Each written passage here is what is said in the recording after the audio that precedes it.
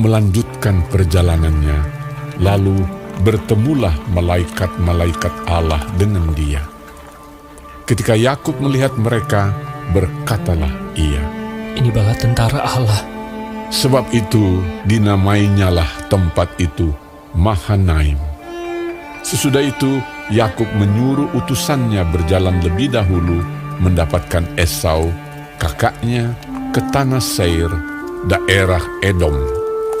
Ia memerintahkan kepada mereka, "Beginilah kamu katakan kepada tuanku, kepada Esau. Beginilah kata hambamu Yakub. Aku telah tinggal pada Laban sebagai orang asing dan diam di situ selama ini. Aku telah mempunyai lembu sapi, keledai dan kambing domba, budak laki-laki dan perempuan. Dan aku menyuruh memberitahukan hal ini kepada tuanku, supaya aku mendapat kasih." Kemudian pulanglah para utusan itu kepada Yakub dan berkata, "Kami telah sampai kepada kakakmu, kepada Esau, dan ia pun sedang di jalan menemui engkau, diiringi oleh 400 orang. Lalu sangat takutlah Yakub dan merasa sesak hati. Maka dibaginyalah orang-orangnya yang bersama-sama dengan dia, kambing dombanya, lembu sapi dan untanya menjadi 2 pasukan. Sebab pikirnya, Jika Esau datang menyerang pasukan yang satu, sehingga terpukul kalah, maka pasukan yang tinggal akan terluput. kemudian berkatalah Yakub, Ya Allah nenekku Abraham, dan Allah ayahku Ishak, ya Tuhan, yang telah berfirman kepadaku, ulanglah ke negerimu, serta kepada sanak saudaramu, dan aku akan berbuat baik kepadamu. Sekali-kali aku tidak layak untuk menerima segala kasih dan kesetiaan yang kau tunjukkan kepada hamba-Mu ini. Sebab aku membawa hanya tongkatku ini waktu aku menyeberangi sungai Yordan ini, tetapi sekarang telah menjadi 2 pasukan. Lepaskanlah kiranya aku dari tangan kakakku, dari tangan Esau, sebab aku takut kepadanya. Jangan-jangan ia datang membunuh aku, juga ibu-ibu dengan anak-anaknya. Bukankah engkau telah berfirman, tentu aku akan berbuat baik kepadamu dan menjadikan keturunanmu sebagai pasir di laut, yang karena banyaknya tidak dapat dihitung. Lalu bermalamlah ia di sana pada malam itu. Kemudian diambilnyalah dari apa yang ada padanya suatu persembahan untuk Esau, kakaknya, yaitu 200 kambing betina dan 20 kambing jantan, 200 domba betina dan 20 domba jantan, 30 unta yang sedang menyusui beserta anak-anaknya, 40 lembu betina dan 10 lembu jantan, 20 keledai betina dan 10 keledai jantan. Diserahkannyalah semuanya itu kepada budak-budaknya untuk dijaga, tiap-tiap kumpulan tersendiri, dan ia berkata kepada mereka, Berjalanlah kamu lebih dahulu, dan jagalah supaya ada jarak antara kumpulan yang satu dengan kumpulan yang lain. Diperintahkannyalah kepada yang paling di muka, Apabila Esau, kakakku, bertemu dengan engkau dan bertanya kepadamu, siapakah tuanmu, dan kemanakah engkau pergi, dan milik siapakah ternak yang di depanmu itu? Jawablah, milik hambamu Yakub. Inilah persembahan yang dikirim kepada tuanku Esau, dan Yakub sendiri pun ada di belakang kami. Begitulah diperintahkannya baik kepada yang kedua maupun kepada yang ketiga, dan kepada sekalian orang yang berjalan menggiring kumpulan hewan itu. Katanya, Seperti perkataanku tadilah, kamu katakan kepada Esau apabila kamu berjumpa dengan dia. Dan kamu harus mengatakan juga, hambamu Yakub sendiri ada di belakang kami. sebab pikir Yakub, Baiklah, aku mendamaikan hatinya dengan persembahan yang diantarkan lebih dahulu. Kemudian barulah aku akan melihat mukanya. Mungkin ia akan menerima aku dengan baik.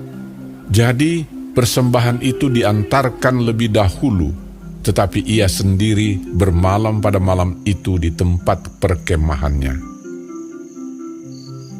Pada malam itu Yakub bangun dan ia membawa kedua istrinya, kedua budaknya perempuan dan ke-11 anaknya, dan menyeberang di tempat penyeberangan sungai Yabok.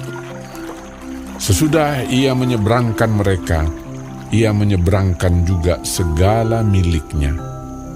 Lalu tinggallah Yakub seorang diri, dan seorang laki-laki bergulat dengan dia sampai fajar menyingsing. Ketika orang itu melihat bahwa ia tidak dapat mengalahkannya, ia memukul sendi pangkal paha Yakub, sehingga sendi pangkal paha itu terpelecok ketika ia bergulat dengan orang itu. Lalu kata orang itu, "Biarkanlah aku pergi, karena fajar telah menyingsing." Sahut Yakub, Aku tidak akan membiarkan kau pergi jika engkau tidak memberkati aku. Bertanyalah orang itu kepadanya. "Siapakah namamu?" Sahutnya. Yakub. Lalu kata orang itu, "Namamu tidak akan disebutkan lagi Yakub, tetapi Israel. Sebab engkau telah bergumul melawan Allah dan manusia, dan engkau menang." Bertanyalah Yakub, Katakanlah juga namamu. tetapi sahutnya. "Mengapa engkau menanyakan namaku?" Lalu diberkatinyalah Yakub di situ. Yakub menamai tempat itu Peniel, sebab katanya, Aku telah melihat Allah berhadapan muka, tetapi nyawaku tertolong. lalu tampaklah kepadanya matahari terbit ketika ia telah melewati Peniel, dan Yakub pincang karena pangkal pahanya. Itulah sebabnya sampai sekarang orang Israel tidak memakan daging yang menutupi sendi pangkal paha, karena dia telah memukul sendi pangkal paha Yakub pada otot pangkal pahanya.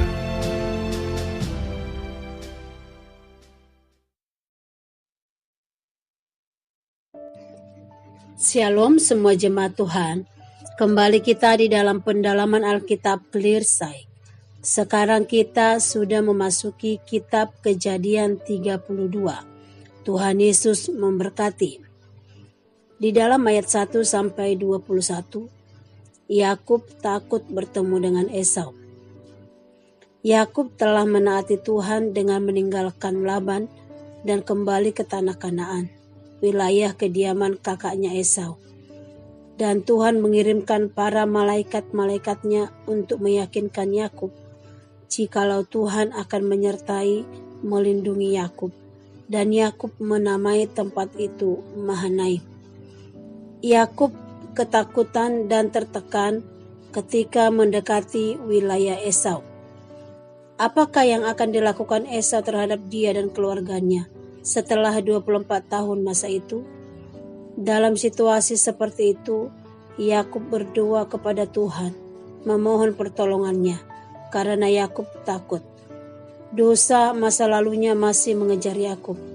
Berbagai upaya dia lakukan untuk meredam kekhawatiran tersebut, mulai dari penyebutan Tuan bagi Esau dan hamba bagi dirinya, sehingga upaya-upaya untuk memberikan persembahan untuk melunakkan hati Esau.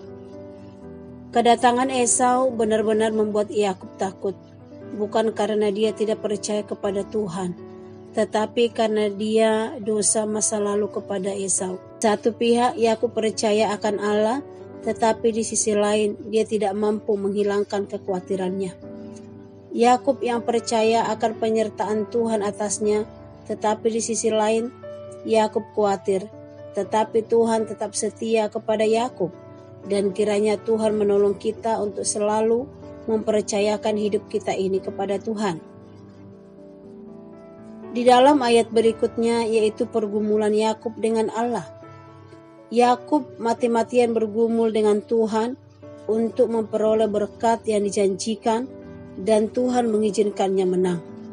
Tetapi pangkal paha Yakub dicederai Tuhan sebagai peringatan bahwa Yakub tidak boleh hidup dalam kekuatannya sendiri, tetapi harus bersandar sepenuhnya kepada Tuhan dan hidup dalam kebergantungan kepadanya.